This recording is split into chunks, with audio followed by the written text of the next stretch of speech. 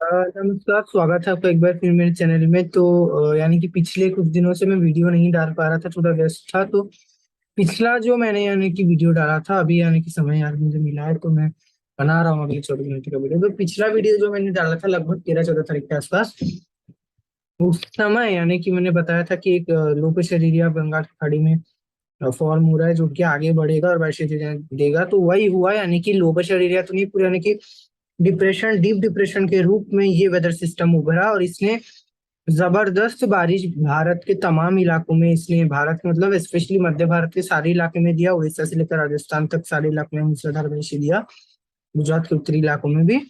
और साथ ही इसने उत्तर प्रदेश, बिहार और पश्चिम बंगाल के कई इलाकों में अच्छी वर्षा इसने दी, दिल्ली पंजाब तक बारिश हुई।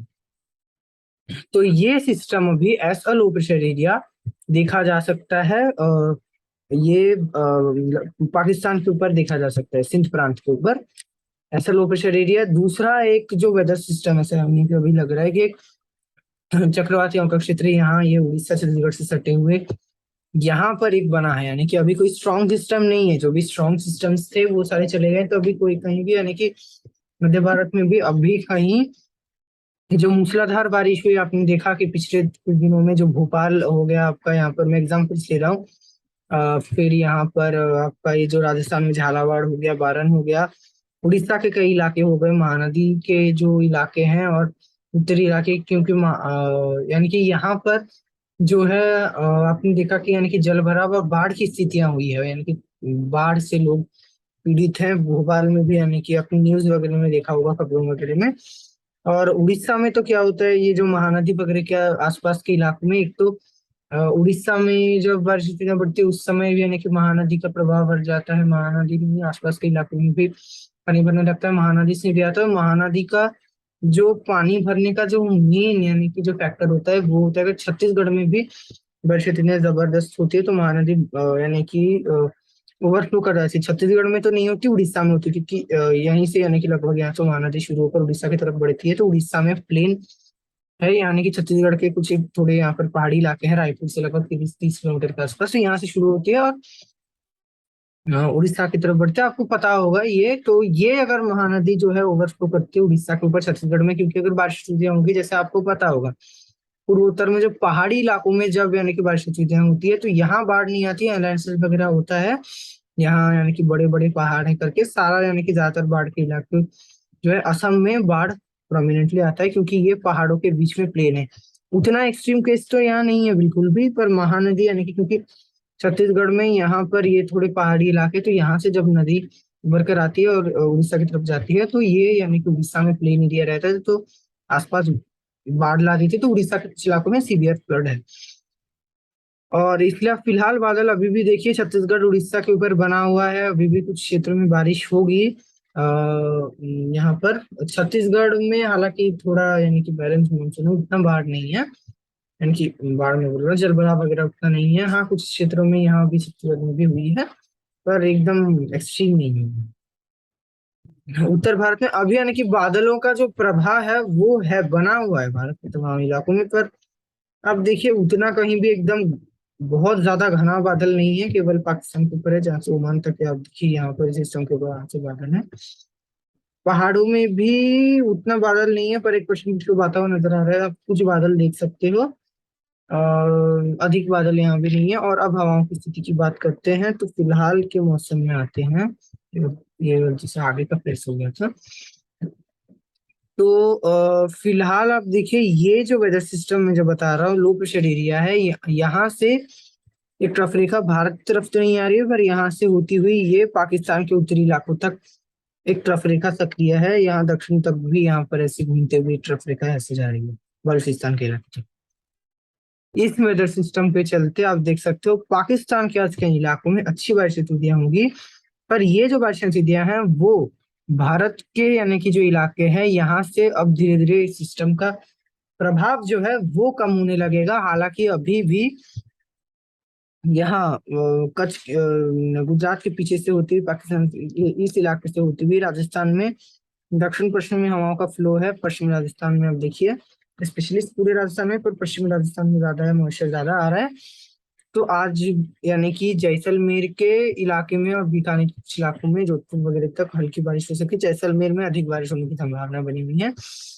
शेष राजस्थान में भी बारिशें तुझे कहीं कहीं हो सकती है। अजमेर वगैरह में यानी कि अचानक से बादल फॉर्म होकर हल्की बारिश देंगे, पर जो जबरदस्त बारिश हो रही थी, स्पेशली जो कोटा, बूंदी, बारह, भीलवाड़ा, यहाँ पर कोटा में भी फ्लड आया है। अब दिखा होगा, कोटा में बाढ़ आई है, बारन, झालावाड़, इस क्षेत्र में। तो ये जो मूसलाधार बारिश हो रही थी, उससे उसमें अब कमी आएगी, यानी कि अगले 24 घंटों के दौरान खास वेदर एक्टिविटी राजस्थान में होने की संभावना नहीं है। और ये लोगों के लिए काफी अच्छा खबर है, क्योंकि राजस्थान में आपको भी पता होगा, लोग बारिश से परेशान हैं। और अभी यानी कि मानसून में जितनी बारिश होनी चाहिए थी, आप कह सकते हो कि पूरे मानसून में, यानी कि अभी तो अगस्त एंड में हम आने वाले हैं, जो मानसून के जो दो प्रोमिनेंट सीजन, जुलाई अगस्त, वो भी, अगस्त का महीना भी खत्म होने जा रहा है। तो राजस्थान में अभी उतनी बारिश की जरूरत नहीं है, लगभग आवश्यकता पूरी हो चुकी है, तो बारिश नहीं होने से कुछ नहीं होगा। और 26 तारीख में भी बारिश गतिविधियां अधिक नहीं होगी, क्योंकि उत्तर पश्चिम, ये जो पश्चिमी हवाएं हैं, वो तो चलेंगी, पर कोई सिस्टम का प्रभाव नहीं रहेगा, मानसून का सर्ज रहेगा, पर यानी कि उतना मॉइस्चर नहीं आएगा। तो राजस्थान के ज्यादातर इलाके ही शुष्क रहेंगे 26 तारीख को, 26-27 इस तारीख में। और कुछ क्षेत्रों में मौसम शुष्क होने के चलते तापमान धीरे धीरे बढ़ेंगे 26 तारीख के बाद से। क्योंकि क्या होगा कि एक बार फिर यहाँ पर अगर पूर्वी हवाएं नहीं आती है, नमी नहीं आती है, तो जो उत्तर पश्चिमी जो शुष्क हवाएं, जो कि यानी कि लू जैसे जो हवाएं चलती थी गर्मियों में, लू तो नहीं होगी, पर ये शुष्क हवाएं जब ऐसे चलती हैं, इस प्रकार आप देख सकते हो 26 तारीख को जो विंड का पैटर्न ऐसा है। हवाएं अगर ऐसे चलती है तो आपको पता है कि शुष्क होती है, यहाँ से ये हवाएं इस प्रकार, यानी कि अरब सागर से डायरेक्ट मॉइस्चर नहीं पहुंचा पाती है, पाकिस्तान के इलाके से भी आ जाती है, यहाँ से होती हुई, क्योंकि थार का एरिया है, ये काफी प्रभाव डालता है। तो ये जो हवाएं हैं, वो हो सकता है पूर्वी उत्तर प्रदेश, मध्य भारत के इलाकों तक पहुंचे और बारिश गतिविधियां, इसी के चलते मानसून जो है थोड़ा वीक होने की संभावना 26 तारीख को है। और शेष इलाकों के उत्तर भारत की बात करूं, तो पंजाब में ये आजकल कुछ बारिश हो सकती है, अभी भी हल्की हल्की बारिश की गतिविधियां पंजाब में जारी रहेगी, क्योंकि ये जो सिस्टम है, यहाँ से अभी दक्षिण पश्चिमी हवाएं इस प्रकार पंजाब की तरफ आएंगी और पश्चिम विक्षोभ होगा। तो पहाड़ों में तो हल्की से मध्यम बारिश की गतिविधियां पहाड़ों के कई इलाकों में, स्पेशली जो उत्तराखंड, हिमाचल प्रदेश यहाँ होंगी, और लद्दाख, गिलगित बाल्टिस्तान में हल्की बारिश हो सकती है, एक आध इलाकों में मध्यम बारिश। और ये गतिविधियां 26 तारीख तक जारी रहेगी, हालांकि 26 तारीख से पंजाब में थोड़ी वेदर एक्टिविटी कम हो सकती है, कमी आएगी। 27 तारीख होते होते पंजाब में भी बारिश गतिविधियां कम होना शुरू हो जाएंगी। 28 तारीख को हालांकि एक बार फिर हो सकती है, क्योंकि ये पंजाब के इसी तरह के इलाकों में, पर पहले से बारिश में कमी आ जाएगी। और दिल्ली, एनसीआर और हरियाणा के क्षेत्रों में, पश्चिमी उत्तर प्रदेश के क्षेत्रों में, उत्तर प्रदेश के कुछ क्षेत्रों और हरियाणा में कल भी हल्की बारिश गतिविधियां हो सकती है, पर 26 तारीख से यहाँ भी उत्तर पश्चिमी हवा का कुछ प्रभाव दिख सकता है, पर दिन के समय, यानी कि पश्चिमी उत्तर प्रदेश से नहीं दिखेगा। तो यहाँ आगरा, अलीगढ़ तक हो सकता है, दिल्ली तक हल्की बारिश गतिविधियां दिख जाए। और ये 27 तारीख को अगर हम देखें, तो 27 तारीख को उत्तर पश्चिमी हवाएं थोड़ी तेज हो सकती है, और ये अगर हवाएं अगर तेज होती है, तो पूर्वी हवाएं नहीं आएंगी, तो शुष्क हवाएं होंगी। तो आगरा, यहाँ कानपुर तक बारिश गतिविधियां कम हो सकती है, कानपुर, लखनऊ तक, क्योंकि यहाँ तक हवाएं थोड़ी तेजी से आ सकती है। ये हालांकि हल्की फुल्की बारिश कानपुर, लखनऊ तक आ सकती है, पर फरुखाबाद, सीतापुर तक और ग्वालियर वगैरह यहाँ तक बारिश कम हो सकती है। 26, 27, 28 तेजी से बढ़ेंगे, पर यानी कि अभी कोई मूसलाधार बारिश जो एकदम जबरदस्त वेदर एक्टिविटी नहीं होगी। और उत्तर प्रदेश अभी भी डेफिशिएंसी में बना हुआ है, अभी भी बारिश चाहिए पश्चिम उत्तर प्रदेश को भी, पूर्व उत्तर प्रदेश को भी, पर एकदम जबरदस्त मूसलाधार बारिश अभी होगी ऐसा नहीं लग रहा है।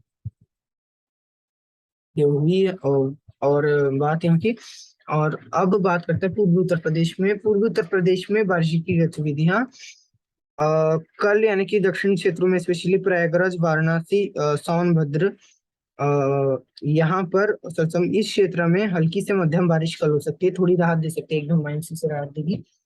पर इसके ऊपर शाहगंज वगैरह के ऊपर, अयोध्या, गोरखपुर, बलरामपुर, इस क्षेत्र में हल्की हल्की ही बारिश होने से होगी।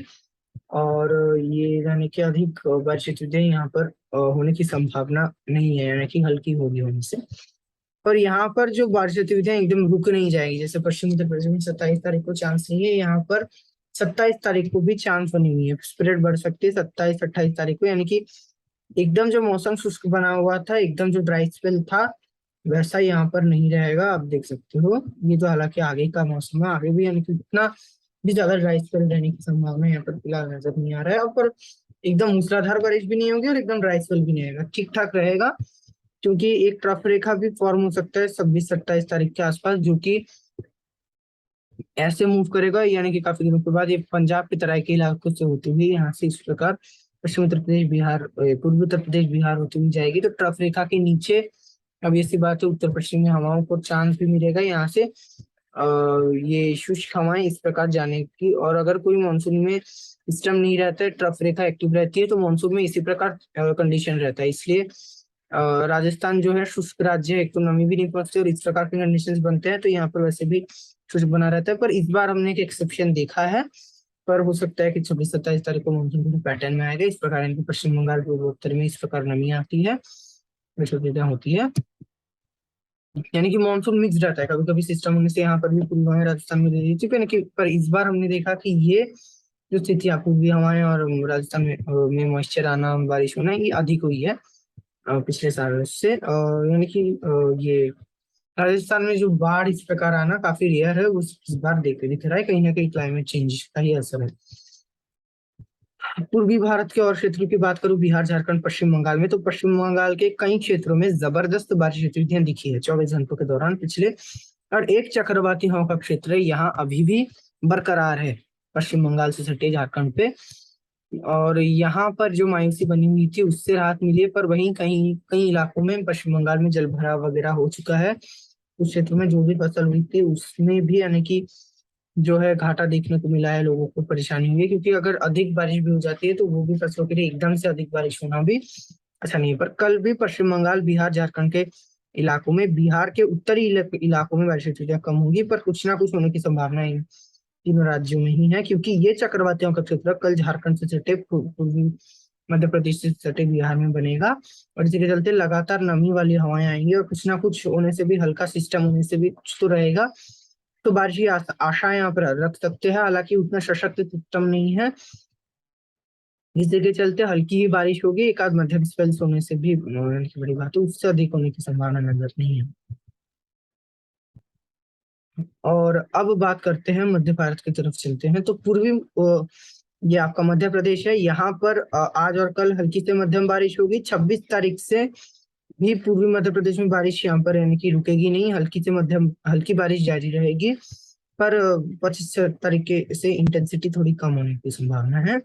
और जो बुंदेलखंड रीजन है, झांसी, ललितपुर, ये क्षेत्र, और उत्तर प्रदेश के यानी कि कुछ क्षेत्र, और ये मध्य प्रदेश के, यहाँ पर बारिश गतिविधियां यहाँ भी जारी रहेगी, हल्की बारिश जारी रहेगी, हल्की से मध्यम। पर 27 तारीख से झांसी, ललितपुर में, यहाँ पर सागर तक बारिश में कमी आने की संभावना है, लेकिन सतना वगैरह में कुछ ना कुछ बारिश होगी 27-28 तारीख से, यानी कि थोड़ा बारिश का इंटेंसिटी भी कम होगा, बारिश में कमी भी आएगी, यानी कि सारे पर एक बार फिर 29 या 30 तारीख से थोड़ी बारिश बढ़ सकती है, पर मूसलाधार बारिश, जबरदस्त वेदर एक्टिविटी, ऐसा अभी मध्य प्रदेश में कहीं भी होने की संभावना नहीं है। यानी कि अभी कुल मिलाकर कहें तो इन क्षेत्रों में धीरे धीरे अभी जो ये जो मानसून है, एकदम कमजोर तो नहीं कहेंगे, यानी कि उतना एकदम उतना रौद्र रूप का ही नहीं दिखाएगा अभी इन क्षेत्रों में।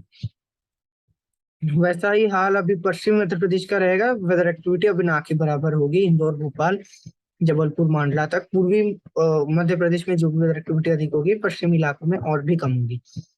हालांकि 26 तारीख को जबलपुर, भोपाल तक कुछ बारिश हो सकती है, पर भोपाल, इंदौर में यहाँ पर हल्की यानी कि बारिश, वेदर एक्टिविटी अभी ना के बराबर होने की संभावना। अचानक से कुछ बादल आकर हल्की बारिश हो जाए वो अलग बात है, जैसा कि यानी कि गर्मियों के दिनों में भी दिखता है, ऐसा दिखता है। और इसी के चलते बारिश गतिविधियां नहीं होने के चलते थोड़ी सी तापमान में वृद्धि हो सकती है। हालांकि मध्य प्रदेश में उतना नहीं होगी, इतनी जबरदस्त बारिश हुई है, और ऐसा कोई फैक्टर भी नहीं है कि आसपास बारिश हो भी रही है। नमी वाली हवाएं थोड़ी थोड़ी चलती रहेगी, तो इस सब के चलते उतना तापमान नहीं बढ़ेगा, पर हाँ, तापमान जितना रहेगा उससे फील्स लाइक टेम्परेचर बढ़कर थोड़ी गर्मी का एहसास दिला सकता है। और आप देख सकते हो कि जो हवाएं जो यानी कि इस प्रकार आ रही थी, दक्षिण पश्चिमी हवाएं या नमी लेकर, इस प्रकार वो पश्चिमी मध्य प्रदेश में नहीं आएगा। हालांकि नमी वाली हवाएं कुछ ना कुछ चलती रहेंगी, गुजरात से होती हुई इस प्रकार ये जो नमी वाली हवाएं रहेंगी, हम लोग कुल मिलाकर इनकार नहीं कर सकते, स्पेशली जो पूर्वी मध्य प्रदेश का क्षेत्र है, यहाँ पर बंगाल की खाड़ी का भी असर रहेगा, इसी के चलते वर्षा से अधिक होगी। पर भोपाल, इंदौर यहाँ पर अधिक नहीं रहेगा, बंगाल की खाड़ी का असर तो नहीं रहेगा अधिक। तो गुजरात से आती हुई जो नमी, वो कुछ वेदर एक्टिविटी दे जा सकती है हल्की फुल्की, इससे अधिक आप एक्सपेक्ट ना करें। ये हुई बात मध्य प्रदेश की। अब गुजरात की तरफ चले तो गुजरात में भी अब मौसम यानी कि लगभग शुष्क होने के कगार पे है। जो दक्षिण पश्चिमी हवाएं भी जो दक्षिण पश्चिमी दिशा से इस प्रकार जो चल रही थी, वो भी अभी 72 घंटों के बाद कम से कम जो है इस प्रकार पश्चिमी होगी, यानी कि ये जो दक्षिण पश्चिमी हवा आती है तो ज्यादा नमी लेकर आती है। पर अगर ये हवाएं इस प्रकार पश्चिमी से आती है तो जो कच्छ के इलाके में कुछ नमी आने से भी ज्यादा आती है। पर अब देखिए 27 तारीख से ये अगर ये हवाएं जब ऐसे पश्चिमी हो जाएंगी तो अब देख सकते हो, जब पश्चिमी हवाएं होती है तो कभी कभी ये हवाएं ऐसे चल जाती है, यानी कि इनका डायरेक्शन जल्दी चेंज हो जाता है। अगर थोड़ी उत्तर से यहाँ से अगर हवाएं आ जाती है तो ये हवाएं आपको पता है शुष्क है, तो ये थोड़ी यानी कि हवाएं अभी पश्चिमी दिशा से आएंगे, एकदम डायरेक्ट जो अधिक नमी उतना नहीं आ पाएगा, और इसी के चलते गुजरात में डायरेक्टिविटी काफी कम होने की संभावना है। 27 तारीख को लगभग पूरे गुजरात में मौसम शुष्क रहेगा, केवल सूरत, वलसाड, नवसारी, वडोदरा यहाँ पर कुछ बारिश हो सकती है अचानक से, देवभूमि, द्वारका, जामनगर में भी, यानी कि कहीं भी अचानक से हल्की बारिश ही होगी। अधिक बारिश गुजरात में आप कम से कम 26 तारीख के बाद एक्सपेक्ट ना करें, 27 तारीख से। ये हुई गुजरात की बात। उड़ीसा, अब यहाँ पर उड़ीसा से भले यहाँ पर पश्चिम से ही चलते हैं, तो ये कोंकण गोवा की मैं बात करूँ तो पहले यानी कि मुंबई गोवा तक बात कर लेता हूँ। तो मुंबई वगैरह में यहाँ पर बारिश होती है, यानी कि पश्चिमी हवाएं लगातार आ रही है, तो कुछ हल्की फुल्की बारिश होने से भी होगी। मुंबई, नासिक में अधिक बारिश यहाँ पर भी आप एक्सपेक्ट ना करें, वेदर एक्टिविटी काफी कम हो जाएगी, हल्की फुल्की बारिश होने से होगी हल्की वर्षा। हो सकता है कि हल्की वर्षा पूरे दिन जारी रहे, ये हो सकता है, हालांकि प्रोबेबिलिटी काफी कम है। यहाँ पर होने से भी काफी हल्की बारिश होगी या बादल छाएंगे, यानी कि एकदम आसमान साफ होकर तेज धूप निकलना ऐसा भी नहीं होगा, बादल इलाकों में छाए रहेंगे, पर वेदर एक्टिविटी जो इंटेंस भारी बारिश, ट्रिपल डिजिट रेनफॉल, ऐसा कुछ होने की संभावना नहीं है। और 30-31 तारीख से यहाँ पर वेदर एक्टिविटी उतनी ही रहेगी, पर कुछ कम भी हो सकती है। 31 तारीख के बाद जब पूरी नासिक तक कम से कम वेदर एक्टिविटी काफी कम होने की संभावना नजर आ रही है। मानसून का सर्ज भी इस समय जो है और भी कमजोर हो जाएगा, क्योंकि एक सिस्टम दक्षिण भारत में बनता हुआ नजर आ रहा है, और दक्षिण भारत में तमिलनाडु वगैरह में बनता हुआ नजर आ रहा है। यहाँ पर अगर बनता है सिस्टम तो ये जो दक्षिण पश्चिमी मानसून है उसको कमजोर कर देता है, क्योंकि हवाएं इस प्रकार आने लगती है। इस प्रकार आने से आपको बताया कि उत्तर पूर्वी मानसून को ये सशक्त करते हैं सिस्टम, पर दक्षिण पश्चिमी मानसून, उत्तर पूर्वी मानसून एकदम उल्टा रहता है इनके, यानी कि दोनों से मिलकर डायरेक्शन, तो जाहिर सी बात है मानसून कमजोर होगा। हाँ, तो ये हुई। और उत्तर पूर्व ये उत्तर पूर्वी राज्यों की बात मैं बाद में करता हूँ, उससे पहले और क्षेत्रों की, तो ये जो जालेगांव, अकोला, अमरावती, इस क्षेत्र में भी अब बारिश गतिविधियां अधिक नहीं होगी, हल्की फुल्की रहेगी। 26 तारीख से यहाँ भी बारिश गतिविधियां काफी कम होने की संभावना है, 26-27 तारीख से। विदर्भ में बारिश गतिविधियां फिलहाल ना के बराबर काफी कम है, और ये बारिश यहाँ पर अधिक बढ़ने भी वाली है नहीं। हालांकि 26-27 तारीख को थोड़ी बारिश हल्की फुल्की बढ़ सकती है, छत्तीसगढ़ की तरफ से आ सकता है फ्लो, पर अधिक बारिश यहाँ पर अभी फिलहाल संभावित नहीं है, मूसलाधार बारिश नहीं है। अब छत्तीसगढ़ की बात करते हैं, तो छत्तीसगढ़ और उड़ीसा में फिलहाल कुछ ना कुछ अगले 24 घंटों के दौरान वेदर एक्टिविटी होने की संभावना है। विदर्भ में हो सकता है कि हो जाए, हालांकि छत्तीसगढ़, उड़ीसा से भी चांस कम है। छत्तीसगढ़ में एकदम मौसम शुष्क नहीं होगा, कुछ ना कुछ वेदर एक्टिविटी, चाहे वो कोरिया, कोरबा हो या रायपुर, दुर्ग, महासमुंद, यहाँ पर जगदलपुर, बस्तर, दंतेवाड़ा, सारे इलाकों में। हालांकि कोरबा और बिलासपुर तक ही अधिक बारिश होने की संभावना 25-26 तारीख को दिख रही है। मध्य इलाकों में रायपुर, महासमुंद, यहाँ पर अधिक बारिश नहीं होगी। वहीं जगदलपुर, बस्तर, यहाँ पर भी अधिक बारिश होने की संभावना है, पर जगदलपुर और बस्तर में अचानक से बारिश गतिविधियां प्रवेश कर सकती है। आंध्र प्रदेश, तेलंगाना से, क्योंकि सटे हुए हैं बंगाल की खाड़ी से, मतलब थोड़ी ही दूर में है, तो अचानक से यहाँ पर मॉइस्चर आकर बारिश हो जाती है वो यहाँ से। पर एकदम बड़े क्षेत्र में बारिश नहीं होगी, मध्य इलाकों में, क्योंकि मध्य इलाकों में वर्षा से अधिक नहीं हो पाएंगे। उत्तरी इलाकों में होने का वजह है कि ये चक्रवातियों का क्षेत्र जो झारखंड और ये पूर्वी मध्य प्रदेश में बनेगा, उसका असर उत्तरी छत्तीसगढ़ में अधिक दिखेगा, तो यहाँ पर हल्की बारिश 25-26 तारीख को हो सकती है, मध्यम बारिश, उससे अधिक यहाँ पर भी नहीं होगी। एकदम मूसलाधार बारिश है कि 27 तारीख को रायपुर तक भी बारिश कुछ हो सकती है, 27-28 तारीख के बाद। और ये बारिश गतिविधियां एक बार फिर 29-30-1-2 तारीख को कम हो सकती है, यानी कि फिर एक बार फिर 1 या 2 तारीख से बढ़ेंगी बारिश गतिविधियां, हल्की फिर कम हो जाएगी, यानी कि जो मूसलाधार बारिश हो रही थी उसमें कुल मिलाकर के तो कमी आ जाएगी। कुछ समय के लिए हो सकता है, 1-2 दिन के लिए कुछ इलाकों में यहाँ पर ड्राई स्पेल रह जाए, फिर बारिश हो, ड्राई स्पेल हो, बारिश हो, यानी कि एकदम जबरदस्त बारिश नहीं होगी, हल्की ही बारिश होगी। और हाँ, अगर बारिश यहाँ पर नहीं होती है, थोड़ा सा यानी कि ड्राई स्पेल रहता है, तो कुछ तापमान बढ़ सकते हैं, जैसे कि तापमान जो 30 के नीचे थे, 29-30 तक जा रहे थे, वो बढ़ करके 33-34 तक आ सकता है। और अगर ऐसा होता है तो ये फील्स लाइक टेम्परेचर बढ़ जाता है, जैसे कि 33 रहने से ह्यूमिडिटी हाई क्योंकि रहेगा, ह्यूमिडिटी हाई रहने के चलते फील्स लाइक टेम्परेचर बढ़कर 40 डिग्री के आसपास तक भी चले जाते हैं, तो उस समय थोड़ा अनकंफर्टेबल फील हो सकता है छत्तीसगढ़ और उड़ीसा में भी। पर एकदम आसमान साफ कुछ समय के लिए हो सकता है रहे, पर तब भी कुछ बादल आपको दिख सकते हैं। और अगर ऐसे यानी कि तापमान जैसे 33 तक भी चला जाता है, तो हो सकता है अचानक से बादल बनकर बारिश दी जा सकती है, पर कंटिन्यू रेन नहीं होगी। उड़ीसा में भी ऐसा ही वेदर रहेगा, पर उड़ीसा में बारिश की स्थितियां अधिक रहने की संभावना हल्की से मध्यम होगी, जबरदस्त भारी बारिश अब यहाँ भी नहीं होगी। उत्तर पूर्वी राज्यों की बात करो तो उत्तर पूर्वी राज्यों में अब 48 घंटों के बाद जो वेदर एक्टिविटी यहाँ पर काफी कम हो रही थी, अब 27 तारीख से वेदर एक्टिविटी यहाँ पर इसमें वृद्धि होगी। उत्तर पूर्वी राज्यों के साथ साथ सिक्किम और उत्तरी जो सब हिमालयन पश्चिम बंगाल है, यहाँ पर यानी कि यहाँ पर जो मानसून काफी कमजोर थी, काफी कम हो रही थी बारिश, उसमें वृद्धि आएगी, क्योंकि एक बार फिर क्या होगा कि बंगाल की खाड़ी से जो इस प्रकार की जो हवाएं हैं, वो दक्षिण पश्चिमी हवाएं इस प्रकार शुरू हो जाएंगी, क्योंकि अभी उत्तरी भारत की तरफ आप देख सकते हो कि पूर्वी हवाएं जो इस प्रकार, यानी कि अलग अलग से दिखा देता हूँ, इस प्रकार जो जा रही थी पूर्वी हवाएं, उसमें काफी ज्यादा जो है कमी आ जाएगी। 27 तारीख को उत्तर पश्चिमी हवा यहाँ पर शुरू होगी, तो अब पश्चिमी हवा यहाँ पर ढकेलेगी, तो नमी वाली हवाएं इस प्रकार दक्षिण पश्चिम दिशा से होकर उत्तर पूर्वी राज्यों और पश्चिम बंगाल के इलाकों में जाएंगी। तो उत्तर पूर्वी राज्यों के कुछ क्षेत्र में भारी बारिश 27 तारीख को असम हो गया, ये एनएमएमटी हो गया, अरुणाचल हो गया, सारे इलाकों में 27 तारीख के बाद एक्टिविटी बढ़ सकती है। और 29-30 1 तारीख को भी एकदम बारिश कम नहीं होगी, पर इंटेंसिटी कम हो सकती है, यानी कि क्योंकि नमी वाली हवाएं अभी यहाँ पर लगातार कुछ दिनों तक आने की संभावना बनी हुई है फिलहाल ये।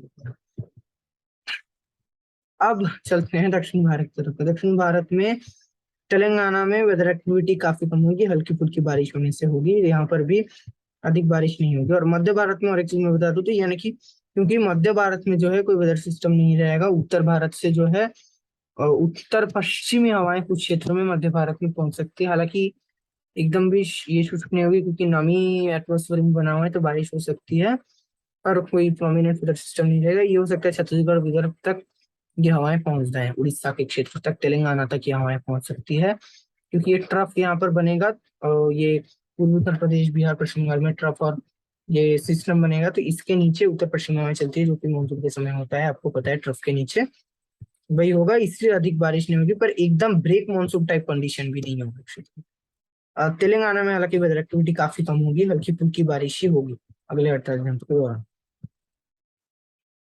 और जो कोंकण एरिया है, ये गोवा और इसके नीचे, यहाँ पर वेदर एक्टिविटी हल्की होगी, हल्की से मध्यम हो सकता है कि 26 तारीख से तटीय कर्नाटका और केरला के इलाकों में यहाँ पर बारिश गतिविधियां बढ़ सकती है।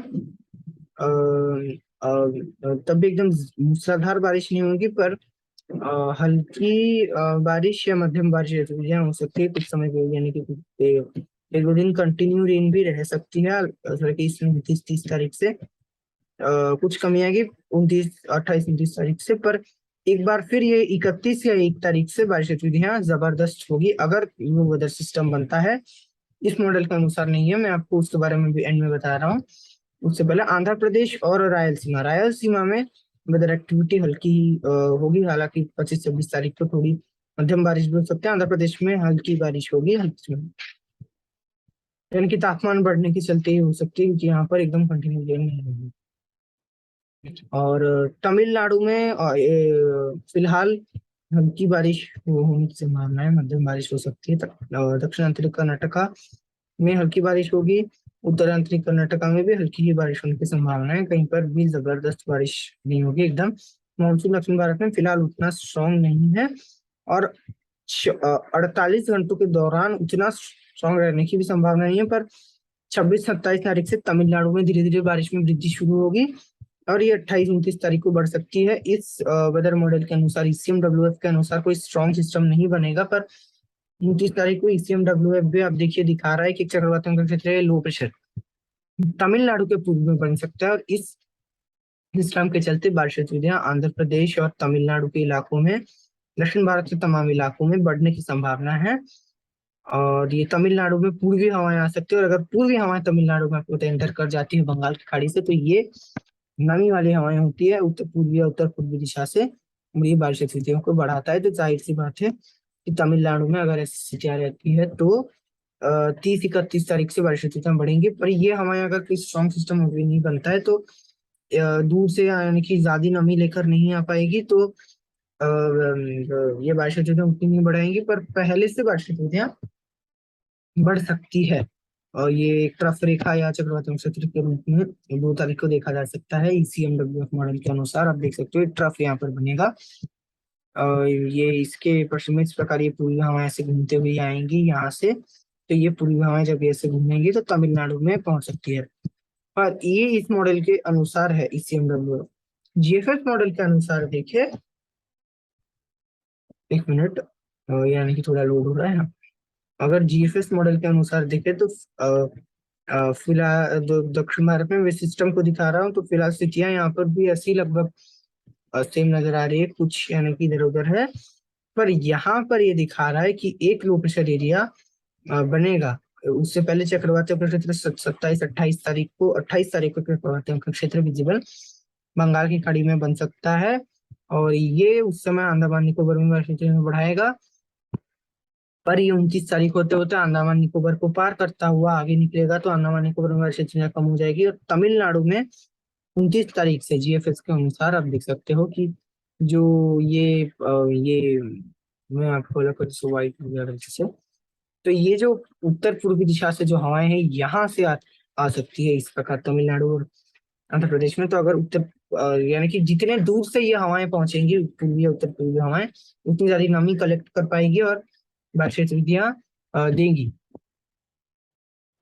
तो ये अगर थोड़ी दूर से ज्यादा दूर से आती है तो बारिश गतिविधियां दे सकती है। सी सरफेस टेम्परेचर अगर हम लोग देखें तो सी सरफेस टेम्परेचर भी यहाँ पर तो यानी कि उतना ठंडा नहीं होता है। सी 29 डिग्री बना हुआ है यहाँ पर पूरे, यानी कि बंगाल की खाड़ी 28-29 में बना हुआ है, तो सिस्टम बनने की संभावना काफी ज्यादा है। और तो इसलिए बन सकता है 29 तारीख को। और ये सिस्टम 29-30 तारीख होते होते बंगाल की खाड़ी में, हालांकि उतना ये सशक्त नहीं हो पाएगा, क्योंकि मानसून का जो है थोड़ा विंड शेयर इफेक्ट आपको पता है कि रहता है इस समय, इसलिए कोई सिस्टम उतना ना सशक्त नहीं हो पाता है पहले, जब मानसून का प्रभाव ठीक ठाक रहेगा। और बंगाल की खाड़ी में मानसून का प्रभाव काफी ज्यादा यानी कि रहेगा उस समय, यानी कि काफी ज्यादा मतलब ठीक ठाक रहेगा, तो ये सिस्टम को एकदम बनने देगा। पर जैसे ही सिस्टम बनेगा, अगर ये ग्रिप पकड़ लेता है, बन जाता है, तो हवाओं को आप देखिए पूरे बदल के रख देगा। छत्तीसगढ़ वगैरह में जहाँ पर दक्षिण पश्चिम में हवाएं मानसून में अधिक चलती है, या दक्षिणी हवाएं बंगाल की खाड़ी से पूर्वी हवाएं आएंगी। हालांकि यहाँ पर तब भी बंगाल की खाड़ी से मॉइस्चर आता रहेगा, पर मॉइस्चर का फ्लो कम हो जाएगा क्योंकि सिस्टम खींच लेगा अपनी तरफ। पर तमिलनाडु और आंध्र प्रदेश को सबसे ज्यादा फायदा होगा। फायदा मतलब बारिश गतिविधियां यहाँ पर आपके सबसे थोड़ा अनसीजनल रेन होगा, क्योंकि दक्षिण पश्चिम मानसून के दौरान इस प्रकार की बारिश नहीं होती। और तमिलनाडु, ये केरला और तटीय कर्नाटका में भी बारिश गतिविधियां बढ़ जाएंगी, क्योंकि एक ट्रफ रेखा पूरे कोंकण रीजन में इस प्रकार ये फॉर्म होने की संभावना, और ये अधिक सशक्त केरला और तटीय कर्नाटका के ऊपर रहेगा, क्योंकि इस सिस्टम के पास होंगे। और ये सिस्टम आप देख सकते हो कि ये एक तरफ रेखा, ये एक चक्रवाती क्षेत्र के रूप में 31 तारीख को तमिलनाडु केरला के ऊपर बना रहेगा। 1 तारीख होते होते ये अरब सागर में प्रवेश कर जाएगा सिस्टम जो है। और अरब सागर में ऑलरेडी मानसून का जो थोड़ा वो क्या बोलते हैं उसको, ये आपका यानी कि सर्ज थोड़ा सा, यानी कि लो, ये थोड़ा सा कम हो चुका होगा, लो हो चुका होगा। तो इसलिए ये फिलहाल लग रहा है कि अरब सागर में फेवरेबल कंडीशंस रहेंगे। तो ये अरब सागर में प्रवेश करते ही कुछ समय पश्चात के तट के करीब एक वेलमार्क लो प्रेशर या डिप्रेशन का रूप ले सकता है। आप देख सकते हो ये आपका डिप्रेशन, उससे भी डीप डिप्रेशन तक जा सकता है। 1 तारीख के 1 बजे अगर मैं आपको केटी में दिखा दूं स्पीड, तो केटी आप देख सकते हो 32 केटी, यानी कि डीप डिप्रेशन है। साइक्लोनिक स्टॉर्म से थोड़ा सा यानी कि कम है। और फिलहाल तो उतना संभावना नहीं है साइक्लोनिक स्टॉर्म बनने की। पर ये एक डीप डिप्रेशन तक भी अगर जाता है और यहाँ इस समय यानी कि अरब सागर में इस प्रकार का सिस्टम बनता है, जो कि तमिलनाडु से यानी कि सिस्टम का ट्रैक तो मानसून में मुख्यतः ऐसा ही रहता है। पर अगर ऐसा सिस्टम बन जाता है जो कि तमिलनाडु केरला से होता हुआ ऐसा जाए, तो दक्षिण भारत में जाहिर सी बात है मानसून काफी ज्यादा उग्र हो जाएगा, स्पेशली तमिलनाडु के ऊपर और केरला के ऊपर। पर दूसरे क्षेत्रों में स्पेशली जो उत्तर भारत है, आप उत्तर भारत का हाल उस समय देख सकते हो 2 तारीख को एकदम यानी कि रिट्रीटिंग मानसून कंडीशंस टाइप जो सिचुएशन है वो उत्तर भारत में बनने की कगार पे है। हालांकि फिलहाल तो ऐसा कोई संकेत नहीं है कि यानी कि कोई कंफर्मेशन नहीं है कि मानसून उस समय रिट्रीट कर जाएगा। पर आप साफ साफ देख सकते हो उत्तर पश्चिमी हवाएं धीरे धीरे आगे होना शुरू होगी। इस और ये सब इसी के चलते होगा क्योंकि पूर्वी हवाएं यहाँ पर पहुंच ही नहीं पाएंगी। अगर ज्यादा जो प्रेशर वो यहीं पर लो है दक्षिण में, क्योंकि मानसून का जो फ्लो होता है वो दक्षिण से उत्तर दक्षिण भारत में।